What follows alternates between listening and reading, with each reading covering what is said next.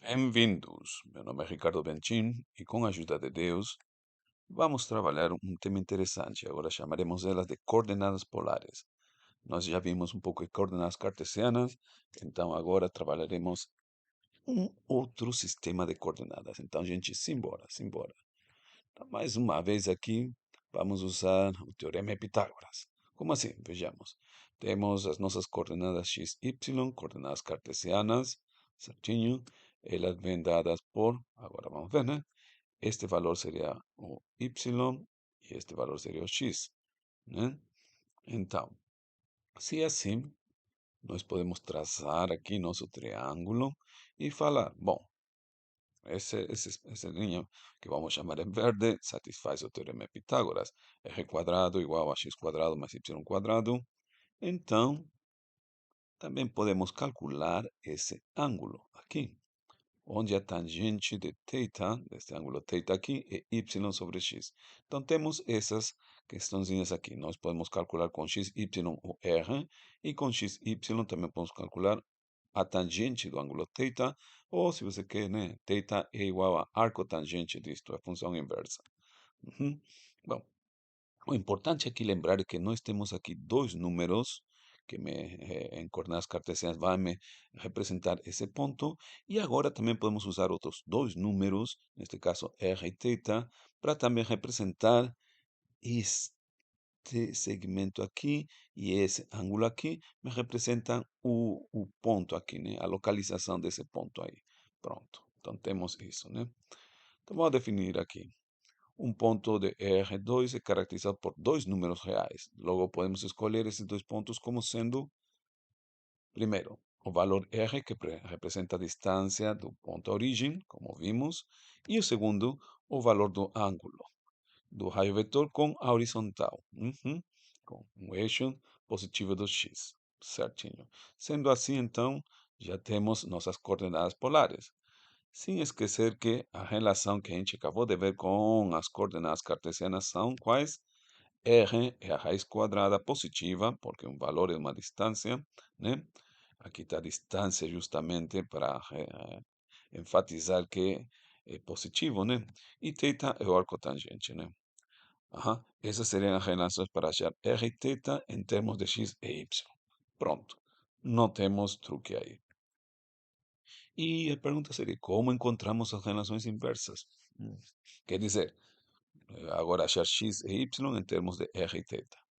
Boa pergunta. Mas tem uma resposta. Da geometria, novamente, do triângulo retângulo. Nós temos nosso triângulo retângulo aí. Temos um ângulo θ. Nós temos R. E aqui nós vamos ver, né, que quando a gente calculava o cosseno, se a gente chama esse valor x, incógnita, x dividido por r é igual ao cosseno desse ângulo. Então, x vai ser r vezes cosseno do ângulo, né? O r passa para dividir. O mesmo aqui, este valor aqui, y dividido por r daria o seno de θ. Então, o r que está dividindo, passamos para multiplicar e temos que y vai ser igual a r seno de θ. Aí, né? X vai ser r cosseno de θ, isto, e y vai ser r seno de θ. Pronto. Que são as relações para achar x e y em termos de r e θ. Então, já temos, podemos passar de um sistema a outro e voltar também, que é importante. Também temos que, agora vejamos como mudariam as equações que a gente tem, né? Como ficaria? Primeiro, vamos ver aqui. Nós temos que R igual a x igual a R cosseno de θ, y igual a R seno de θ. E nossa equação da reta era essa daqui.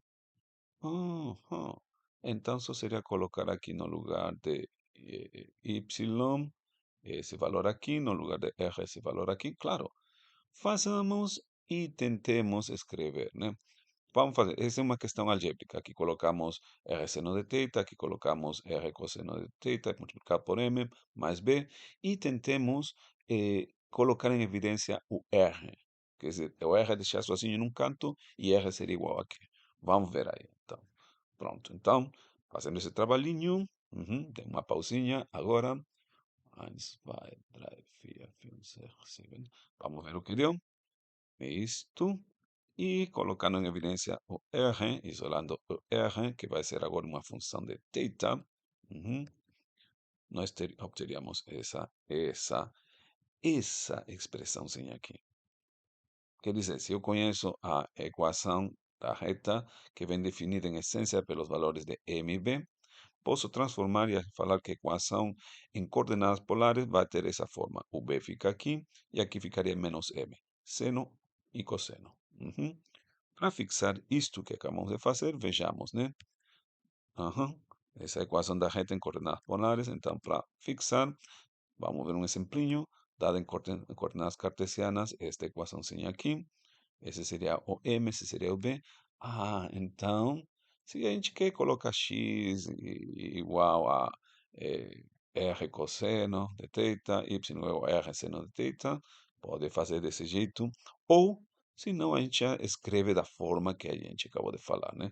Reconhece esse é o B, esse é o M, então seria esse B seria em cima, 3 dividido por seno menos M cosseno da expressão, né, que a gente acabou de desenvolver.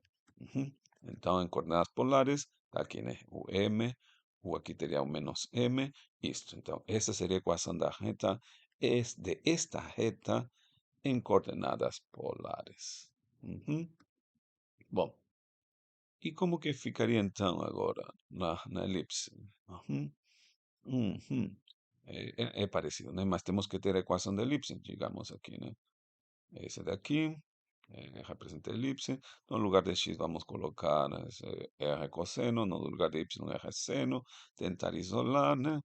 Então, depois de arrumar e isolar, vai dar um trabalhinho, mas dá para fazer. Então, dá para vocês fazerem. Dê uma pausa, penso, folha de rascunho e trabalhando já.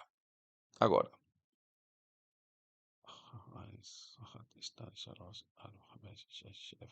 Prontinho, vejamos como ficou. Uhum. Ó, ficou um pouquinho maiorzão, né? Mas, em essência, é pegar o A e B que definem a elipse, né? Quando falam essas coisas de elipse, essa vai me determinar. Eu já sei que a equação da elipse tem essa forma, mas os valores de A e B vão me determinar qual das elipses eu tenho, né? Se eu tenho isso, então calculo A, B, multiplico aqui, o A multiplicando o seno, o B multiplicando o cosseno, e pronto, né? Um exemplinho, aqui temos uma observação importantíssima, que existe uma simetria. Se eu troco aqui θ e no lugar de θ coloco menos θ. No cosseno não tem problema, né? Porque cosseno é uma função par. Mas no seno seria uma função ímpar. Então teria uma troca de sinal. Só que como está elevado ao quadrado aqui, então não vai ter problema quando a gente fizer uma troca de sinal, né? Que menos vezes menos, que é menos ao quadrado, vai dar positivo. Então, pronto. Tá. Bom, um exemplo para fixar. Aqui vou precisar de novo, né? Reconhecer o A seria 5, o B seria 3. Aí em cima aparece a multiplicação, vai aparecer 15 e pronto, né? Tem a raiz de seno, transformando para coordenadas polares. Tentem fazer aí. Uma pausinha breve. Já. 1, 2, 3. Fica desse jeito. Uhum. Prontinho, né? Ótimo, ótimo, ótimo.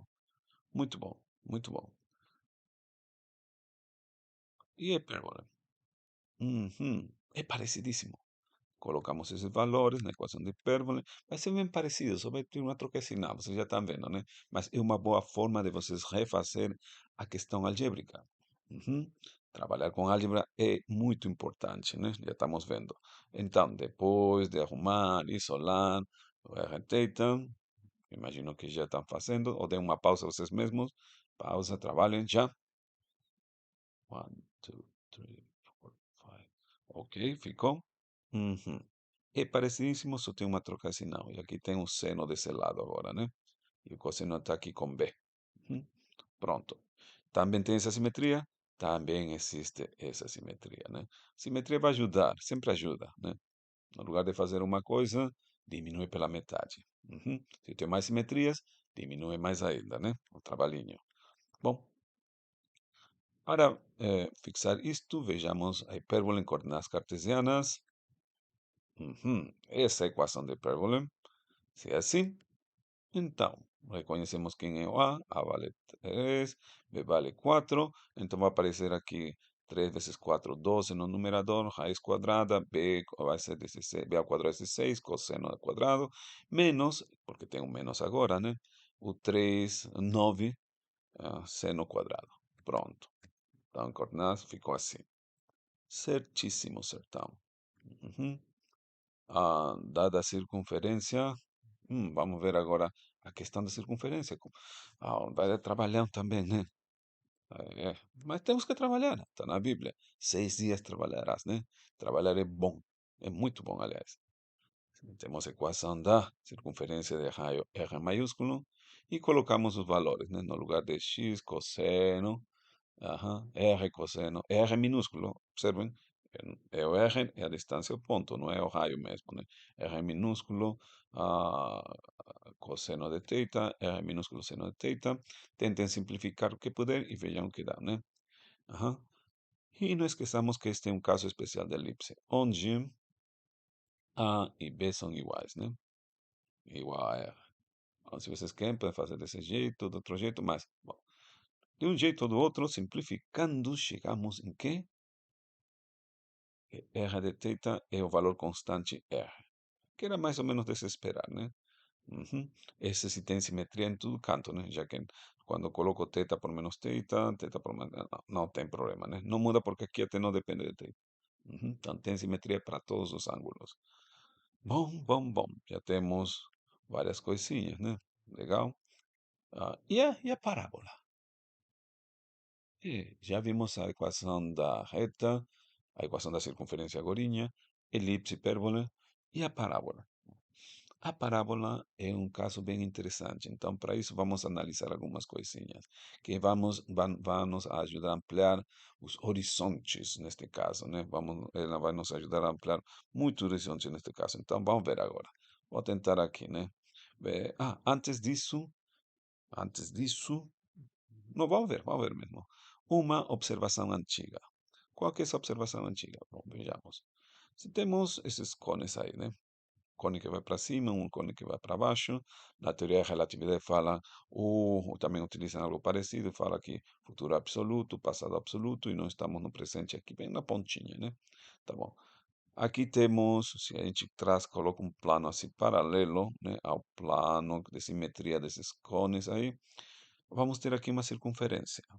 Hum, hum, hum, interessante. E mais interessante se começo a mexer com esse plano. Como? Se eu faço um corte assim transversal dessa inclinação, não muito inclinado, mas dessa inclinação, nós teremos aqui embaixo a circunferência e aqui a elipse. E era mais ou menos aquilo que a gente tinha pensado, né? O que que a gente tinha pensado? Tinha pensado que a elipse não é mais do que coisa? Uma forma geral da circunferência. Ou, se você quer entender, a circunferência é um caso particular da elipse. Uhum. Aqui dá para ver, né? Mas podemos ter mais? Claro. Observe aqui, se a gente já faz um corte que é paralelo, mas não muito para longe, não, mas paralelo ao eixo Y, ao eixo Z, aqui no espaço, né? Aqui temos o eixo X, o eixo Y, e aqui seria o eixo Z. Um plano dessa forma, aqui temos que vai produzir essa interseção desse plano com esse cone, vai criar, representar a nossa hipérbola. Isto foi uma observação feita pelos gregos, mas novamente, e a parábola? Como que a gente vai fazer? É um corte também, é um corte bem diferente, né? Não vai pegar essa parte de cima, mas vai pegar aqui, digamos, né? Esta partinha, um plano transversal. Então, nesse caso, teríamos a parábola. Hum, hum, hum. Muito interessante, muito interessante mesmo, né? Bom, então vamos lá, né? É por isso que a elipse, a hipérbole, a parábola e a circunferência também pode se chamar, mas em particular a elipse, hipérbole e parábola, dado que a circunferência é um caso particular de elipse, elas são chamadas de secções cônicas, porque elas podem sair de cortes com planos ajeitadinhos, né? e reproduzir dentro, cortes de um cone, né? E reproduzir os lugares geométricos que a gente vem estudando. Uhum, pronto. Com isto, então, vamos agora a tentar analisar algumas coisas, já de uma forma diferenciada, né? Vou dar um outro enfoque, por isso que vem aquela questão da parábola que a gente estava falando agora, né? Vamos lá. Digamos, temos a ordem de coordenadas, temos nosso ponto em coordenadas polares agora. Estamos trabalhando em coordenadas polares. Observen o título grandão aqui, né? Coordenadas polares. Então, se é assim, hum, eu posso calcular, né? O R e o θ. Isto, essa parte seria R cosseno de θ. Em particular, vou fazer isso daqui, esse interesse, tá? E vou construir uma reta aqui. Esta reta, os gregos começaram a entender e elas chamaram de diretriz e chama-se com, se denota com D maiúsculo. Então, a distância D maiúsculo vai ser a distância do ponto, que está em coordenadas polares, até aqui. Isto daqui. Isso vamos chamar de D maiúsculo, de aqui para aqui, certo? Tá bom? Tá bom. Observem que o centro de coordenadas está aqui, não está nesta reta diretriz. Uhum. E por que se vai chamar de diretriz? Vocês já vão ver daqui a pouquinho, né? Uhum. Bom, essa seria a reta a distância, né? E se nós chamamos de D minúsculo essa distância de aqui para aqui, uhum, a origem de essa reta vertical, então teríamos que isto é. Logo, observemos, esse D maiúsculo pode ser escrito como quê? Como a soma de esse segmento com esse segmento, né? É mesmo. Então, D maiúsculo vai ser igual a D mais R cosseno de θ. Hum, hum, interessante. D minúsculo é a distância do centro de coordenadas à diretriz, né? Uhum. Bom, isso aí. Então, da geometria temos esta relação aqui. Por quê? Vamos então agora a dar algumas definições. E isso vem das observações feitas pelos grandes gregos, né? Eles primeiro falaram um foco. Para o caso das cônicas, o ponto base para a construção de essas cônicas será chamado de foco da cônica. Que dizer, por exemplo, a elipse, que é uma cônica, tem seu foco. Na verdade, tem dois focos. A circunferência, que é um caso particular, os focos coincidem, que é o centro da circunferência.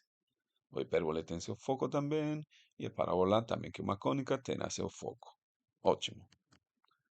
A diretriz é a reta também básica para a construção dessa cônica, aquela reta em vermelho que a gente tinha traçado, né? Mas por que que o foco e a diretriz são importantes? Agora vamos ver aqui, né? Uhum. Porque existe o que a gente chama de centricidade, que os gregos eles perceberam. Quer dizer, que no caso das cônicas, esta proporção do R, ponto, né?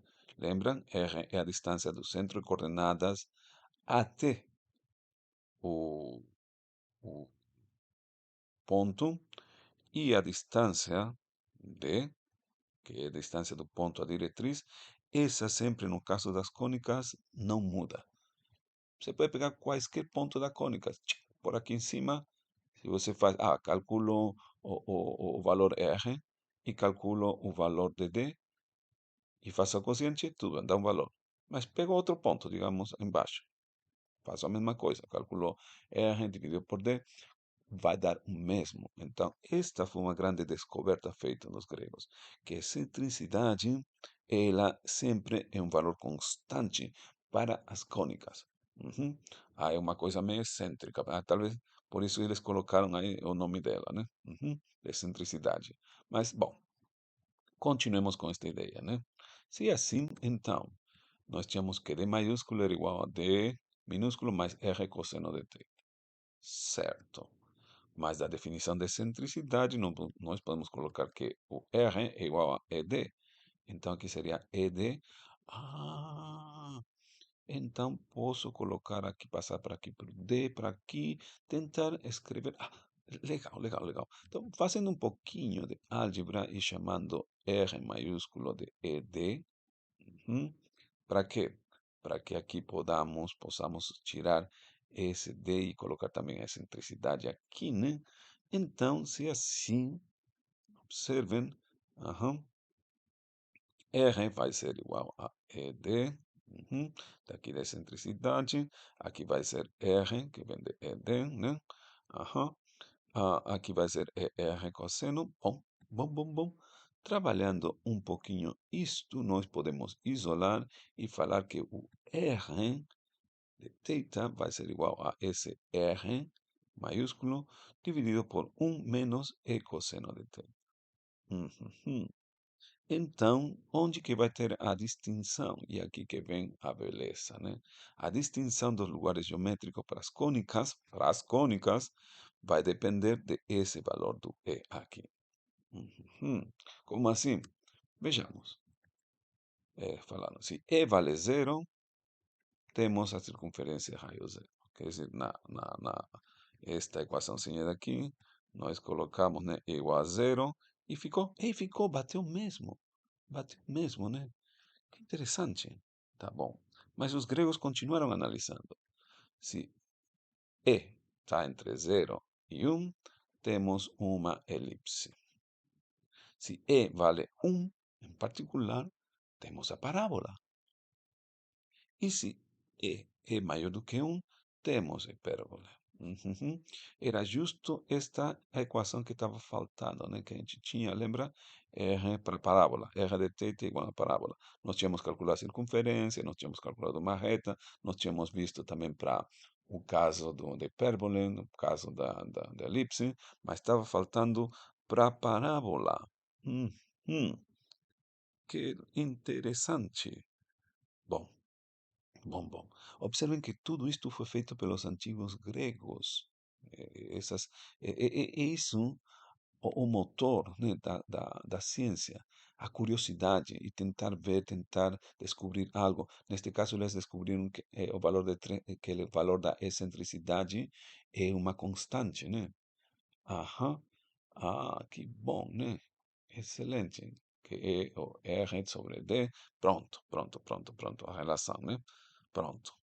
Então, vamos ver então. Vamos tentar visualizar um pouquinho essa excentricidade. Como? Bom, vejamos aqui. Temos a enxergar. Quando é zero, é uma circunferência, né? Está aqui, uma circunferência. E essa seria a reta, né? A reta diretriz. Quando está entre zero e 1, nós temos aqui a elipse. Ótimo, ótimo, ótimo. Quando a excentricidade está igual a 1, nós temos a parábola. Uhum. E quando a excentricidade, quando ela é maior do que 1, qual era o lugar geométrico? Muito bem, né? Também é o que está faltando, é o hipérbole. Então, quando isso daí é maior que 1. Tá vendo? Então, com a excentricidade, eu posso classificar os lugares geométricos que eu tenho. Uhum. Hum, No caso das cônicas, onde ela é constante, né? Ela é constante. Alguém pode estar perguntando, mas espera aí. Por exemplo, aqui, né? A excentricidade está entre zero e 1. Sim, não é constante. Não, calma. Digamos, a excentricidade vale um meio está entre zero e 1, mas não vai mudar ela, sempre vai ser um meio. Eu estou falando que os casos onde a excentricidade está entre zero e 1, tá certo? Tá? O valor da excentricidade está entre zero e 1, não que vou ter excentricidades mudando de valor entre zero e 1, certo? Feita essa aclaração, então nós podemos continuar. Uhum. Bom, vejamos, analicemos a parábola. Mas não bem a parábola, né? Já sabemos que é uma parábola, mas alguém pode perguntar novamente pela curiosidade, e isso que é muito legal, né?